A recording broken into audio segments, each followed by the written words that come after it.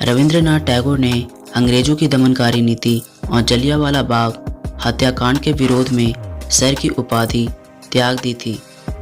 इससे उन्होंने अंग्रेजों का मनोबल तोड़ने का काम किया और असर ये हुआ कि भारत के जनसाधारण तक रविंद्रनाथ टैगोर का अंग्रेजों की दमनकारी नीति के विरुद्ध का संदेश पहुंच पाया।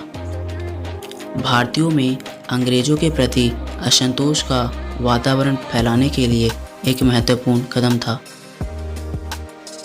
इसके पहले भी 16 अक्टूबर 1905 को गुरुदेव रविंद्रनाथ टैगोर ने अंग्रेजों की फूट डालो राज करो की नीति का जवाब रक्षाबंधन की राखी के रूप में दिया था।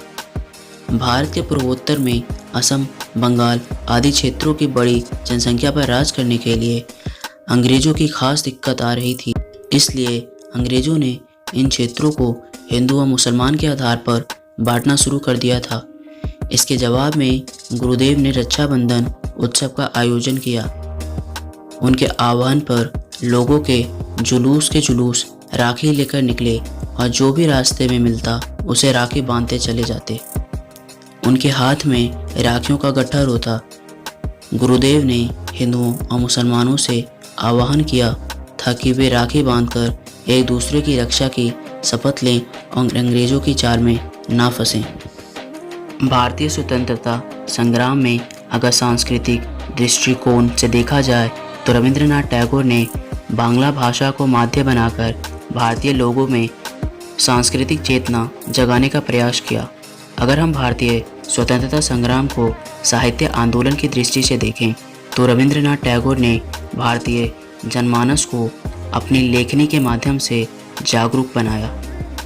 उस समय में लेखनी का एक विशेष महत्व था, क्योंकि केवल यही एक ऐसा माध्यम था जिसके द्वारा संवाद और विचार अभिव्यक्ति को दूर दराज रह रहे लोग तक पहुंचाया जा सकता था। हम सभी यह पहले से जानते हैं कि रविंद्रनाथ टैगोर एशिया महाद्वीप के प्रथम व्यक्ति हैं जिन्हें नोबेल प्राइज से सम्मानित किया गया। उनकी 2 रचनाएं ऐसी थीं जो बाद में जाकर देश का राष्ट्रगान बनी। वे देश हैं भारत और बांग्लादेश।